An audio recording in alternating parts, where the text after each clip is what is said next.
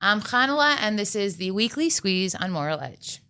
If you're new here, subscribe. We do this every week, and it only gets more interesting.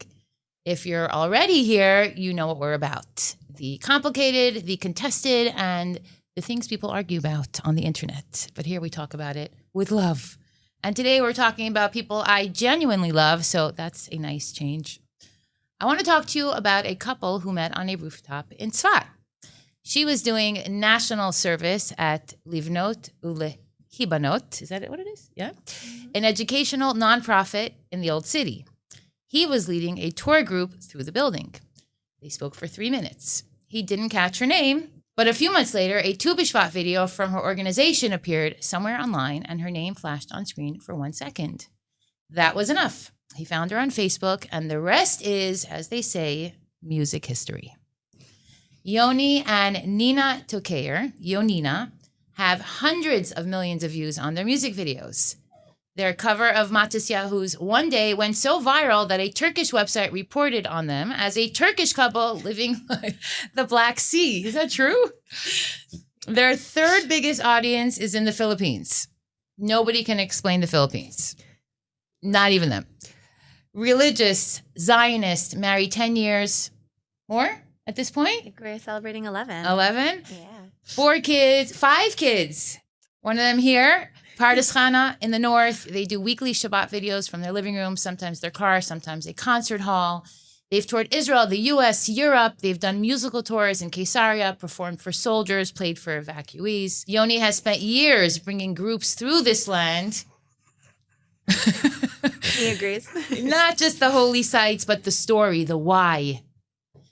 And between the two of them, they have been quietly doing Israel advocacy through music and through the ground under their feet for most of their adult lives. Before it was called Advocacy, Hasbara. And Yoni has been called up to reserves multiple times since October 7th. While he was sitting at a base near Ramallah, Nina sent him a voice note, just a verse and a chorus about what it felt like to watch him leave on Simchat Torah while she was walking the kids to shul. He cried, but as an Israeli man, he didn't say that, but you can hear it in the song. So why are we talking about them? Because Yonina sits at the intersection of about 6 things this show exists for. A woman's voice, Jewish law that refuses to stay simple, advocacy that works because it's just real life, and raising children in a country where Ima walks the kids to shul alone because Abba just got a draft notice on the holiest morning of the year. So let's get into it. Yonina, welcome. Nina, Yoni, hi. Thank you so much for coming out. So nice to be here. So you guys have been in the music scene for most of your marriage at this point. Definitely. Almost all of it. All of it. I spoke to you a few years ago. You were on the Weekly Squeeze podcast. We did an interview over Zoom. It's such a nice opportunity to have you here in person, good energy, and to show the people what you guys do as Israelis and as people who communicate through your music and your love of Eretz Yisrael and so on. But let's start from the beginning. And I don't want to go back because you guys have done plenty of interviews. People can look you up. We'll put links. They can find out your whole story. I really want to focus more today on your Zionism, your religious Zionism, your message for people abroad as far as what it's like to live here and raise children here. Mm-hmm. So if you can, take us through a day. You brought a little representative from your clan of what it's like to be in the Tokayer household, what your schedules are like as a musical family. Things are not 100% normal, but they're normal for you guys. So tell us what it's like to be the Tokayer family in Israel.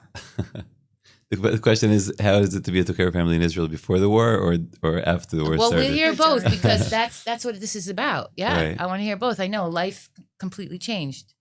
Yeah. And now, I mean, we don't even know where we are today. So, I think at this point in the present, we're kind of recovering or trying to get back into like some kind of routine after Yoni's recent round of Miluim.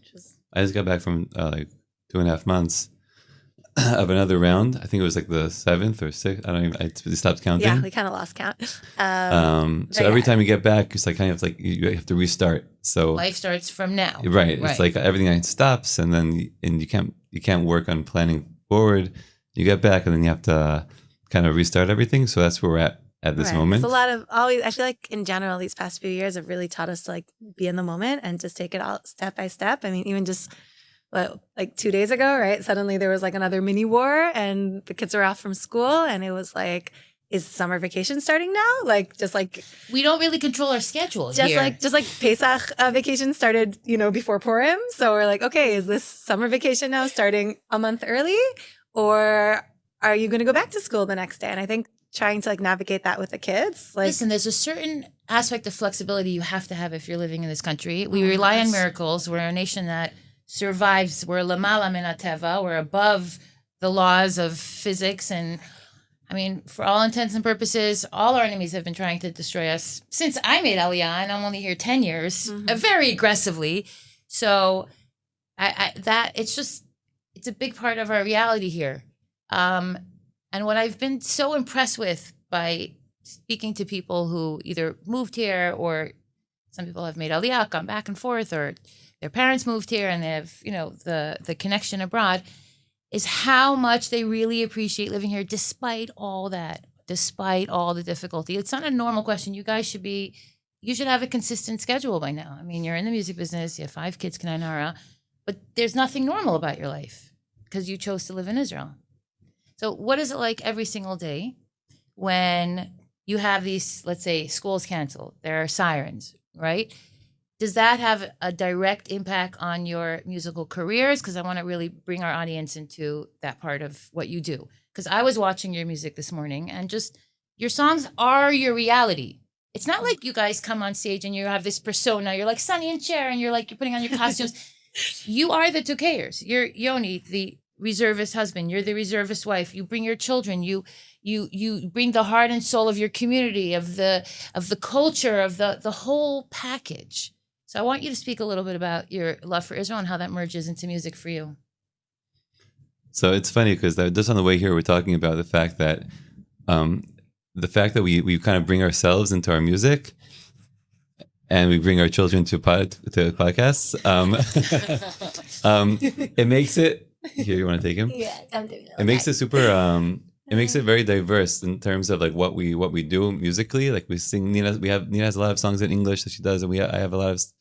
She has songs in Hebrew, and we have psukim that we sing, and we also just sing covers of Israeli music. And then we're like, you have all your originals, and our original songs that we do, and we were just talking on the way, like, do people like get it? Because it's like super, it's broad. In a way, it's like all over the place. It's very broad, but I feel like that's who we are. We're so like we're Israelis who grew up with American parents, with them, some like American songs in the background, but also like Jewish music, and we try and create like a fusion. So we don't, we don't let it stop us. We're like, we just do whatever. So we're recording like music now, like some on the way here, we just Yoni just started writing a song about all the rounds of Miluim and how it's like they call us back again and again and again and again, and every time, it's like there's this feeling that like we're not finishing the job, like in Gaza or in Lebanon or in Iran. Like let's just hard to leave, but let us just finish the job. Like let's just do it. Like we're never. Anyways, start writing a song about that in Hebrew, kind of this like African vibe.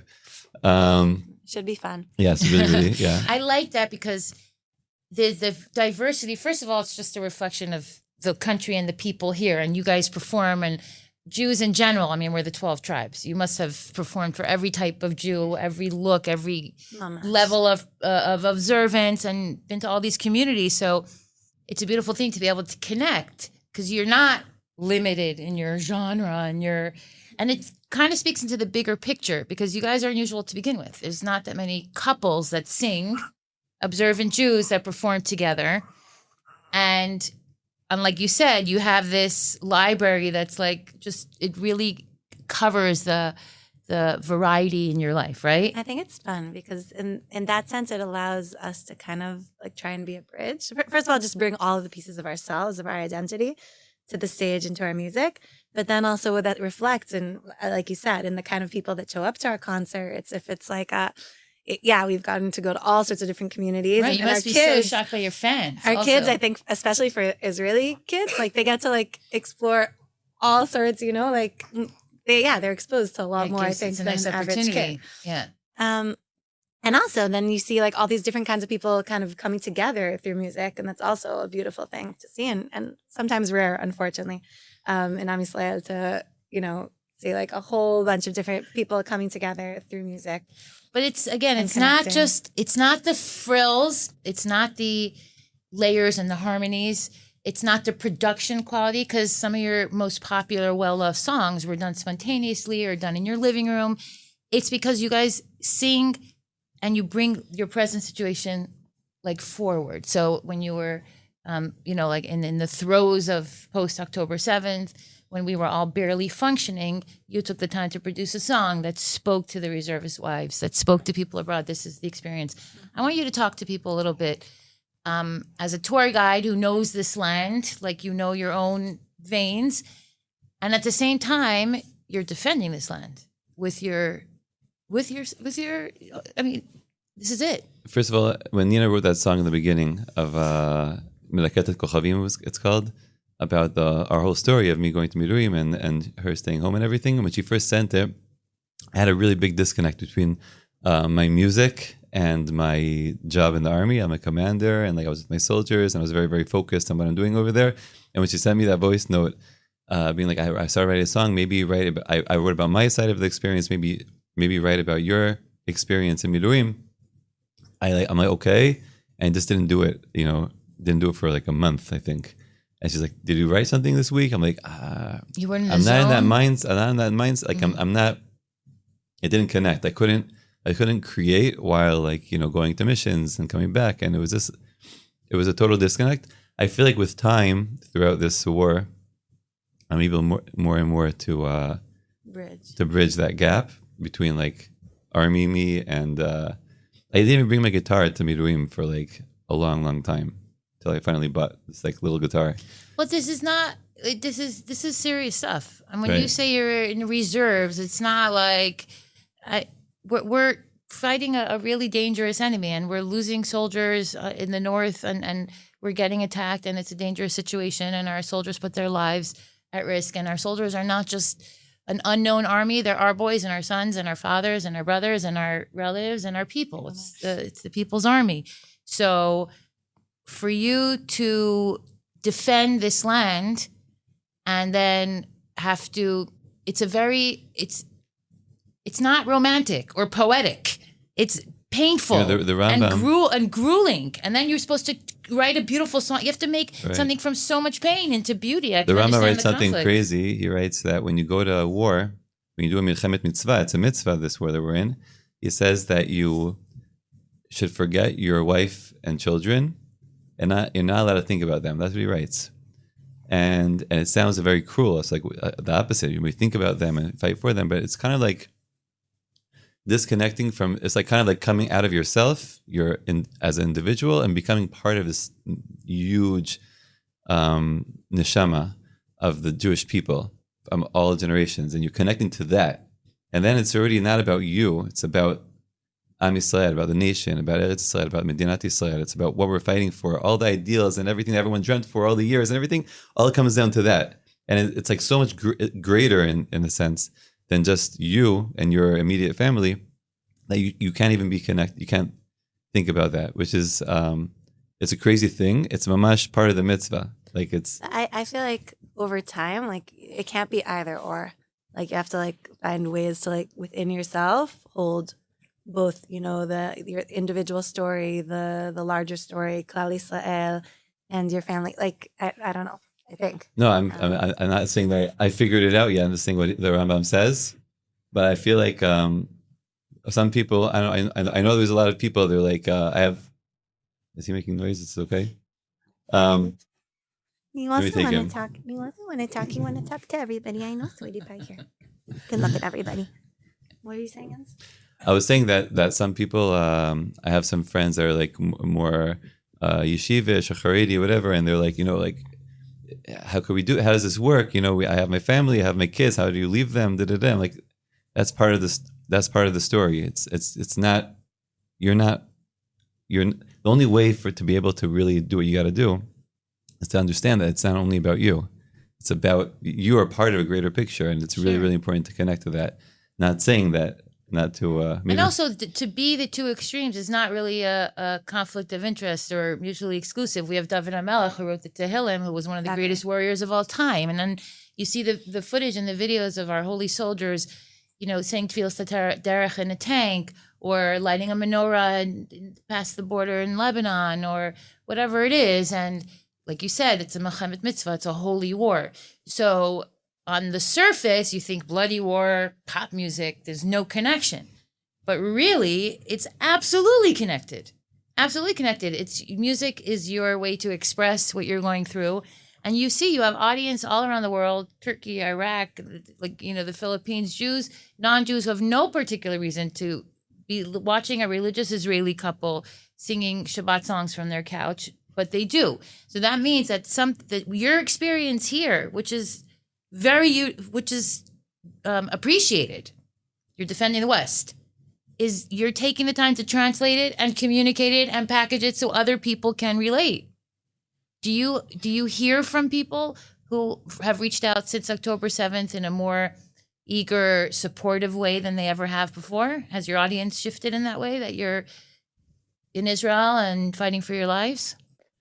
It definitely feels like people more than ever need a source of comfort and hope. And that's kind of what we try to bring through with our music, like something uplifting and to give like people chizuk. So in that sense, it mamash feels like a lot of people are searching for that. And also a lot of people abroad, I think, are searching more for a connection with Israel. We also felt that while we were touring a lot. I think 2025 was like our biggest touring year. Can you tell us a little bit where you were and how, we took what it was like? It was crazy. You guys should have taken a documentary filming team, because I need to see 5 Israeli kids on the road. Right. Back then it was he was still in the belly. Gosh. So we did a month long tour in the beginning of the pregnancy, and then another 3 weeks towards the end of the pregnancy. You sang throughout the weeks, just one thing after the next. Yeah. We're going from city to city. Airplanes. Driving airplanes. Long drives, different crazy. States, Canada, the U.S., all over, basically like couch surfing. Okay. With a family. With a family and and toddlers production and older kids. Aspect of it. Like when you arrived, you had we had a because I know you're consummate professionals. I know from over the years, like it's not like you're going to show up with on the stage with your kid. No offense. Every place we came to, we had babysitters lined up, right. and and a sound because people are technician. coming out to see you, and you want to give a great musical experience. And also, if there's we also have a band in the New York area that we work with. That they come when they show up and come with us. But yeah, it's crazy, exhausting, but also very powerful experience. And what I felt there, meeting our followers in America, in North America, was how much people are searching more than ever for a connection to Israel, and they want to, everyone wants to support somehow, and more people are thinking of Aliyah than in the past. Oh my gosh, every Shabbat meal we have with people, they're like, it got to Aliyah, and we were trying not to be pushy, but like it really felt like people want we were to actually be pushed. we were sitting at a meal, and literally someone said, okay, do you think we should make Aliyah? Yeah, should we make Aliyah, and why? Tell us now. And I was like, you have 60 seconds I to was convince like, me. okay. Right. Usually we like try and like tone ourselves Right. down, because in the end, I get it. Everybody has a story. Everybody has their own Do you have a 60-second journey. pitch? of Take that Aliyah. camera. Why should people make Aliyah? Or is it doesn't work like that? Or is it something you have to be ready I feel for like and feel? over the years, I'm learning more and more to come with more anava, more humility, and really understand that everybody has a story, and more just listen to people and to their questions and to their struggles, because I feel like nowadays, anybody who's with it, who's on board with the story, like these questions are going through people's heads. Everyone feels a need to be here and to be part of the story. Or at least more people. Because October 7th, you heard it yourselves. People here. felt so helpless. Like they were either throwing money, they couldn't get here, were their sisters and brothers, they can't fight. So, I feel like it's very clear that Jewish history is being made here, and people are looking for a way to connect to that in whatever way. And personally, Yoni and I, we keep talking about it, how we feel like our purpose and our job needs to be, how do we make life as easy as we can for whoever, takes that leap and comes? Because I feel like so much effort is put into trying to get, the Jewish community around the world to hop on the boat and to come here. But then people come here and voila, it's a challenge. It's a leap. It's honestly, I love that. It's the best gift my parents could have ever given me. Yes, Me I was too. born in Jerusalem. My parents made Aliyah Okay. right before I was born. 5. By far, best gift I could have ever given. Funny, my kids say that, and then we're here 10 years also. And I'm Then like, they're happy. Changed completely. I know. Changed I'm like, the no entire one path wants to of go my back to life. Miami. My father, Absolutely not. my father always says, like, if I did something good in my life, I brought you to Israel and I did my job. I'm so glad that The my parents chills. did it for me, so I wouldn't have to go through. But I like what that you're leap. saying, because telling people abroad, you should make Aliyah, and then they tell you, but I have an older parent. I'm scared my kid's going to go off the derech. I don't have parnasa. Oh, I that's have so health I issues. can't hear that. I'm scared my kids can go off the derech. Well, we It's- discussed that. I'll unpack that, and I'm sorry, I can't. That's a myth. That's like not. a no for me. You can't say that. Tell me about your chinuch with your kids here. And No, what- it's not. You got me so upset to hear that, the shpat. That's like no. I just feel so strong. First of all, Baruch Hashem, I have Nina because I'm very passionate about things, and I say things that sometimes can be. Nina's always calming me down, okay. and she's very with the humility. I haven't seen any outbursts yet, And, so feel free. Like, and you no, know. and no, because if it was up to me, I'd be like, you have to come to Israel. Okay. But so like Nina calms me down. Okay. No, but when it comes to chinuch and everything, so like, yeah, you could continue living in the galut, in exile, and continue passing the Masorah down from generation to generation. And when you could come to actually live the Torah in Eretz Yisrael, like the Torah isn't supposed to be in Chutz La'aretz. That's not living Torah. That's just to continue waiting for the day that we could come back to Israel and live the Torah. Right. It's a process. Like the Lubavitcher Rebbe wanted to gather all the lost souls. And then when asked why he wasn't in Eretz Yisrael, he said, because I'm the captain of the ship and the captain leaves last. So yes, there's a goal, but the goal was never just to dig our roots deeper and deeper and deeper abroad. It's not. Yeah, it's not. The Torah isn't the Torah. Living Torah, to actualize Torah is to have a Jewish state in the state of Israel, and implementing the idea and the ideal is that the Torah has to give to the whole world through a state. Mamlechet Kohanim v'Goy Kadosh. It's a statehood. It's Where something we you want have to do. sovereignty, and we and you want to, that's what you want. And you want to be a part of that as a nation. And to say that That is the derech. What? I was saying that is the derech. That's the derech of the Nice. Torah. To go off the derech is not to do that. If you're scared, and then to say that I'm going to come, we're together, the whole nation together. Whatever we're creating here as a society, that is what Hashem wants. That's together, slowly through trying to learn Torah and everything. We're going to get to the Ratzon Hashem ba'olam, to what Hashem I also wants. think It's not about continuing in whatever. It's No, I'm happy that Yoni the educator. yeah. No, but also you touched a yeah, sensitive. Yeah, I can't I hear. wanna No, hear because when these it comes things are to important. that's what the Meraglim said, right? The We don't want the spies, right, they spies. We just spoke read- negatively about the land of Israel. But I they want to spoke- explain for people not not only- listening. Yeah, For the spies. people- We just had the parsha of Sorry. Shlach, the parsha of the spies. Okay. That's what we just read last week, right? The spies going through the land of Israel, and there's a lot of interpretations that they weren't just saying that the land.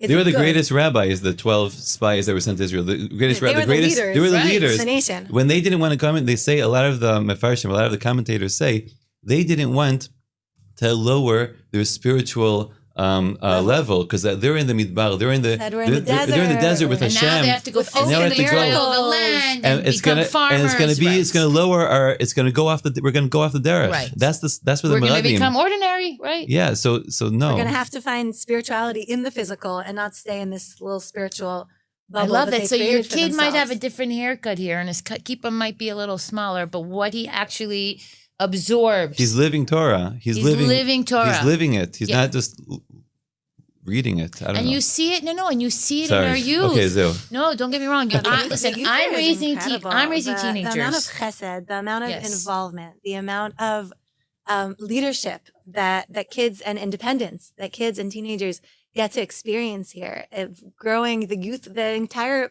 the and fact their that we have youth spiritual movements connection here. is their own. The- They connect. My daughter walked overnight to Jerusalem and then spent the morning, saying chakras at the Kotel. That is an experience you cannot offer a kid abroad. And it's not fancy and it's not frills and it's, and it's not easy.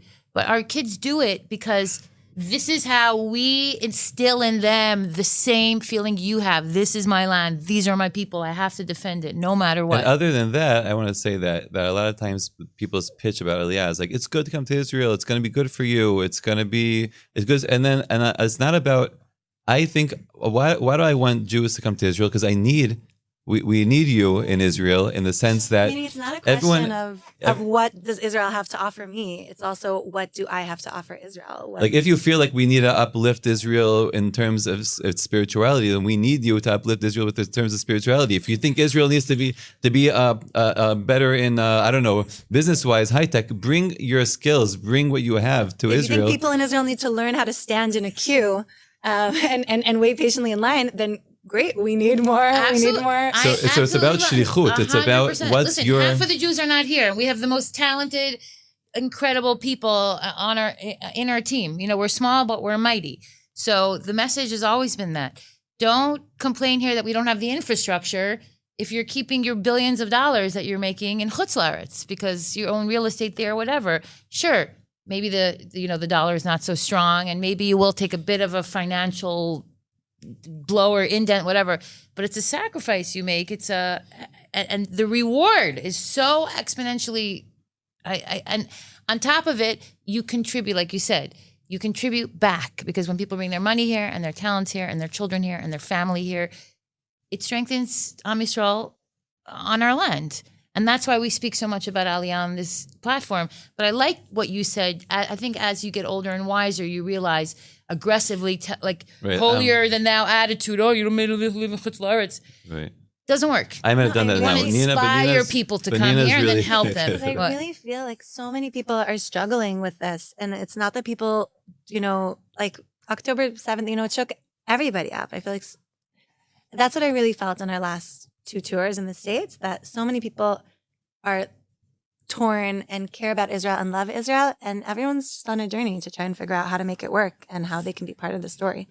I don't feel like people need more guilt. Like I feel like there's so much internal drama and dilemmas happening. I do think we need to in every Jewish community, and we just need to think how we can make it easier. But I do want to encourage people. I was a little, let's say this summer I was moving apartments and I noticed that the real estate prices didn't go up as high as last year. Because of the Iran war, less people actually made Aliyah this summer. I mean, that's just the way the cookie crumbles. At the end of the day, I mean, half of the airports were closed half of the year and they were just, there's a drop. So we have to keep rallying the troops, you know what I mean? Because people get lackadaisical about their Aliyah plans. And we need you here. Like, we need you here. I mean, personally, I don't mind my quiet. I don't need anybody. I have my dog. But I'm saying is the country, the army, the economy, like, come here, bring what you have to offer, and you'll see there's a future waiting for you here. I feel like Eretz Yisrael has the potential. It's like waiting, just like Am Yisrael came into Eretz Yisrael. Everyone got their land. You toil your land and you bring the spirituality down and you grow and you build and you invest and then you love and then you fight and then you win. The end. Amen. Now that's not a song. That reminds me of this conversation I was had with someone that I said it's a milchemet mitzvah. It's when I was abroad. It's an obligation to fight this war against our enemies, right? Against our enemies. It's a mitzvah. And he said, it's not a mitzvah. It's not a milchemet mitzvah. I said, why isn't it a milchemet mitzvah? I said, look, it says straight out in different places that if the enemy wants to destroy the nation of Israel, it's an obligation. He goes, no, if it's actually a mitzvah, that means that all of us Jews here in America also have that mitzvah. And then we're not doing it. Out, right? So then I was like, okay. So he goes, so it can't be. It can't be. No, it could be. No. So he told me it can't be. It can't be because how could it be if we're obligated? That can't be. Like, meaning just sometimes we have a thing, what's it called? You're a psychologist. Cognitive, say it again. Cognitive dissonance. I am exactly. Israeli, I don't know. Cognitive dissonance. And I'm not a practicing psychologist. I just studied therapy. Anyways, I feel like that's the cognitive dissonance that you're saying. No, it can't be because that's not your reality. But sometimes we have to come out of our reality. I've been through a lot in the last 10 years. I came here on a whim. It was just like a feeling. I started writing my own songs at the time. I dropped an album when I landed. My song, I Am the Land, it's like my anthem. It speaks to my connection. And I have taken it upon myself to fall in love with this land every single day, just like you would when you get married. You get married and you could think about all the focus on all the things that your partner is lacking. And you know this as a couple, especially when you work together and have a lot of family and but you choose to focus on the good things and to build each other up and to speak nicely about each other. And this goes back to speaking about the land. You don't, they say one of the worst infidelities in a couple is when, or you can tell when there's issues, is when one couple will speak out of their marriage about something like, not necessarily private, but say something snarky about their partner to someone else as a joke, a friend, whatever. And that tears down the relationship because your job is to speak. Who's going to represent you as a couple if not you, right? Who's going to represent her? Who's going to represent you? So that I feel is my avoda as somebody who made Aliyah. I have a responsibility. I committed to this land. And yes, marriages don't work. Mine didn't work and everything is min hashamayim. But right now, my relationship with Eretz Yisrael is a soul connection, you know? And I feel that every Jew has that. So you come here, you invest, you will get back. It's almost more guaranteed than relationships. And everyone should have long, happy, you know, shalom bayis and good relationships. Yeah. But Eretz Yisrael, I mean, our energy just, it runs through the land and, you know, it gives us... Amen.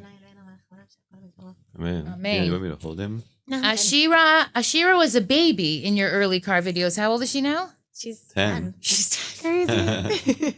I know. She's a big girl. Yes, Oh, yes. gosh, So yes, when we in our one day video, she was about maybe his age. I know. A little You guys bigger. haven't aged at all, but you just got younger.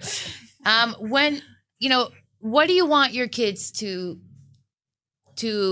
think about when they look back at this period of their lives when they're old enough to understand what you guys were doing? Because you traveled a lot. I don't know I'm sure the kids had a blast. Is it all, you know, sunshine and daisies to be in the music industry? The tours are No, it's like a roller coaster ride. Jinx, yeah. Oh, you said that? Yeah. It's totally a roller coaster. Also for us, also for the kids. Do kids understand this is mommy and Abba's parnassa? Yes, one second. What do I do? You want Yoni? You can step off for a second. I'll just have Nina. Right. But Right, that's good because also, and then I won't say. Nina says good things.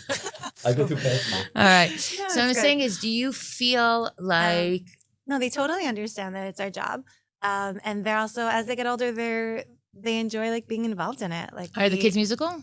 super musical? Yeah, I saw some of your Much. kids singing. Yeah, they all sing, and recently the older ones have been learning piano, and Shara plays ukulele. Achia is a really talented percussionist. Do they play your songs? Because my kids love my songs. Like Yeah, they'll play it and we, enjoy for it. sure. I mean, a lot of our songs we also wrote as they were growing up. Like our Laila Tov song was their lullaby. I Can Do It was inspired by It's like the soundtrack of their their independence. Yeah, they each childhood. have a song of ours which they know we wrote like for them or recorded while they were little, and it was like the song that would calm them down as babies. And recently we released a song called Od Me'at, which we sang during Amichai's birth. So every time he cries in the car, the kids like ask to like play it to like calm By the him way, down. Yonina's music is great if you have little kids. We're going to put a link in the show notes. It's soothing. It's just, Thank it's you. wholesome. It just speaks on all kinds of things that as a mom, I want playing in my house. Just good energy. Thank Yeah, you. really good energy. Yeah, I want to and shift our whole gears second for a album second. was like written, you know, as our kids were growing up. I know your songs inside out. I'm like a mega fan. Thank you. And I felt that about the second album. I felt that it was very much where you were at. And it wasn't like, oh, let's take a break and do something unique musically. No, it was like, let's bring our fans into our lives. I think as artists, I'm not able to write about something that I'm not going through. So it's almost like an autobiography in that sense, or like a journal, you know, like now the past few years, almost all of our songs have been war songs. 'Cause that No, but they're not is our war reality. songs. They're love No, songs. They're for sure. beautiful. But they're telling the story of now, you know, whether it's Malaket et Kochavim or Elohei Yeladim, which we wrote about like raising our kids through the war. And that song, you know, we recorded our kids, they sing in it So cute, live. that song. And when we go on tour with them, they come on stage and they sing that song with us, which, you know, they're excited about. But it's definitely not all roses, and there's a lot. They miss their routine, and it's hard. It's not easy to make a living. It's hard in being Israel. on the road. Life is expensive, and we work hard to provide for our kids, and there's no shortcuts, and taxes are high, and like it's all glam. But you guys work really hard. It's not. yeah, it's a journey. Good you know? parents. I'm happy for your kids because it's fun to grow up in a musical home. I want to just speak a little bit about this. I know you've addressed it a million times, but for people Sure. who don't know, you guys sing for mixed crowds, a mixed audience. Some women keep Kol Isha. Would you say you don't keep Kol Isha, or would you say that if for you, your voice is not a tool used to appeal or arouse things in a negative I'd way? say It's that really just L'Shem Shamayim. We started singing together after a lot of dilemmas and after years of me kind of searching for my place in the story. Are you thinking of going solo? I mean, I was questioning what to do with my music and how to share my music with the world as a religious woman who wants to, follow the Torah and Halacha. And what ended up inspiring us to start singing together after we got married was a psak by a rabbi that we were very close with at the time, Rav Ronen Neuberth, Zichrono Livracha, who came out with a psak that for me was like life-changing, explaining that nowadays we're more accustomed to hearing women's voices, and so it doesn't have that same sensitivity and intimacy built in as in the past, in which case Kol Isha then becomes more of a question of context, of what songs are you singing and in what way, and in how, and is it in a modest atmosphere or in a less modest atmosphere? What are the intentions? What is the goal of the music? What are you trying to accomplish? Right, and in which way it's done. So in that sense, I'd say that we try and follow that in the sense that we try and create music which is wholesome and modest. Yeah, you're definitely succeeding. And what I'm saying is, thank you. Because usually when something doesn't fit, doesn't really work, or there's something that's not 100% kosher, there's no longevity, there's no bracha in it, but there's so much bracha in what you're doing, and your material is getting better. Like it's obviously coming from a place that it's going from your neshama into other people's neshama, and there's no distraction. And a lot of the things that I teach my kids when I teach them how to make good choices about music is that the messaging of the music and the energy of the music, the rhythm, the beats, the way it's making your body move, the frame of mind it's putting you in, those are all very powerful things that affect our souls in ways, I think, more than other elements, like in our sense of hearing and our, music is the pen of the soul. Right. And in the end, I think it's just a tefillah of mine that like our music will reach whoever it's meant to reach. So in that sense, I think everyone needs to follow their own, halachic pathways, and we don't want to force our music upon anyone who obviously wouldn't feel comfortable listening to it. And everyone needs to find, where they hold and where they stand. What else and listen to what's right for them. Are there any other like big projects, or if I asked you like in 10 years, so I think I asked you this last time, in 10 years from now, where do you I'm guys? so curious what I said then. Yeah, I have to go look back it and up. listen. Where do you guys see yourself? Let's say, what's next? You're growing a family. There's only so much, so much mobility that you have, and we're a country at war, and you're a reservist mom, and you can't rely on the fact that things are going to be normal tomorrow. So you can't take on too many big commitments. That said, you have like a whole summer packed of your. You did take on. So tell our audience where they could find you, what it's like if they join you on a tour here, how they could see you on stage, and and just. Guys, this could be you. I'm not saying you're ever going to be as talented and as lovely as this woman, but you could live here and you could follow your dreams, and you could have your kids involved, and you could just find the beauty in where you live and bring that into your art. And that's real. I just love it. It really speaks to me. So we're basically taking it one step at a time with this, crazy, uncertain situation. I feel like that's all we can do. It's really like we're all practicing. So your kids were home this week, and then they went back to school. Right, exactly. We're all practicing, just being in the moment and making the most of one day at a time. That being said, so we're we're back to doing concerts and giving musical tours together. Bringing Yoni's passion for tour guiding in Israel combined like with our music together. And a musical tour is exactly what you think it is. It's guitars in the old city. It's guitar and a flute in the old city in Jerusalem and Caesarea. Yes, and Yoni plays. Is it a pan flute or just regular flute? I think he plays the. It's like a bansuri. It's like a Indian kind of flute. So he also plays violin. Nice. So we it's a mishmash of like all the things that we're passionate about, music and Israel. So we give those and. Can people still book you? And concerts, yeah, for sure. Okay. We're open for bookings throughout the summer, and we also have some open dates that people can sign up and get tickets. So I've been to your full production concerts, but they're professional and beautiful and just inspiring. And then towards the end of August 20th, we're giving a concert in Jerusalem at the Nocturnal, like kind of connecting to the energy of Elul. Elul starts early this year, right? It starts like mid-August. didn't So we're look at going to the be, calendar. Wow. right. So it's going to be like an Elul concert with a lot of like neshama and our original music. I and have to get tickets. connecting to all that. Yeah, we'd Sounds love to so see good. you. Yeah, no, I'll It'd make be a so point of fun. coming. Welcome back, Junior. Amichai Shalom. Sorry. This is the essence, you know. This is what it's Amichai about. Shalom. Am This is what Yisrael it's Chai, about. and we That's keep it. fighting and praying for peace, and we'll get there. And We're doing it for them. Yeah. for the I want to entire do world. a speed round for the entire world. Yeah. Mamash. I want to do a speed round. Just keep it short. First thing that comes to mind, okay? One thing you wish people in Galos and diaspora understood about daily life in Israel that they'll never get from the news. That it's normal.